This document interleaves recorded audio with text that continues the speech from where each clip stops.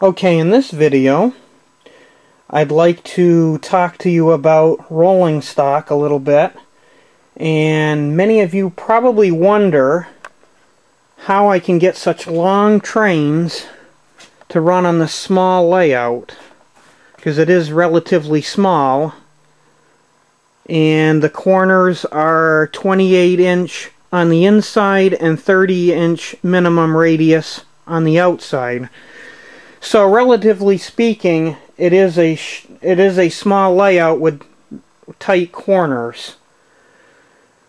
Well, the key basically comes down to two things. One, the wheels, and two, the weight of the cars. For years and years, I was 100% against metal wheel sets. Nobody could convince me to buy metal wheel sets. I thought it was a waste of money, and I just wouldn't do it. Well, before I had metal wheel sets on this layout, the longest train I could pull on here was about 40, maybe 50 cars at most, and that was pushing it. And because of the corners on here, the drag from the lousy wheels would just pull the cars right over. They would just keel right over, and that was it. So finally, about 5 years ago, someone said to me, "Oh, you got to buy some metal wheel sets." And I'm like, I'm not doing it. They said, "Look, buy one package and try it. If you don't like it, you've only lost, a little bit of money." So I actually broke down and did it.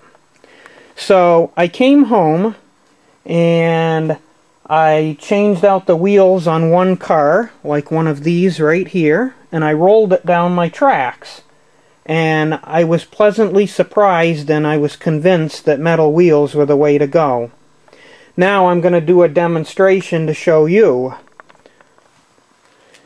Here we have a regular standard Athearn 55-foot ACF car, grain car, with the standard Athearn plastic wheels.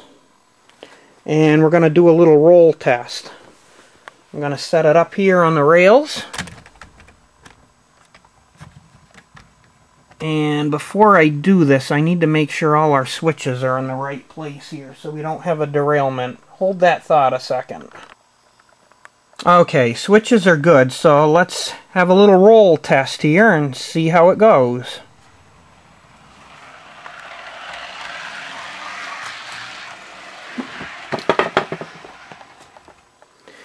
Well, not too bad, I guess. But notice the location that it's at, right at the switch here with this Burlington Northern car. Now, we're going to take this other car. Both of these are weighted the same with the 36-inch intermountain wheel sets. And we're going to try this car and see what happens.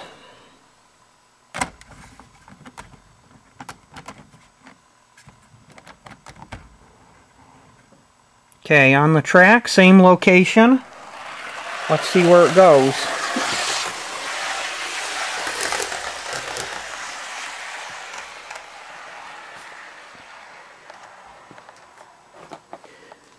Notice how much better that car rolled. So when you don't have the resistance of the lousy wheels, you can run longer trains with less problems. So after that, I was convinced.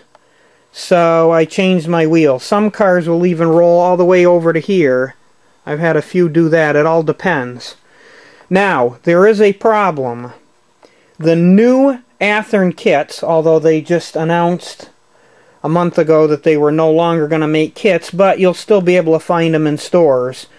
The newer kits with the newer box, the newer style box, have a different type of wheel set on them, and I'm trying to find the car. I have one here on the layout. Oh, I found it.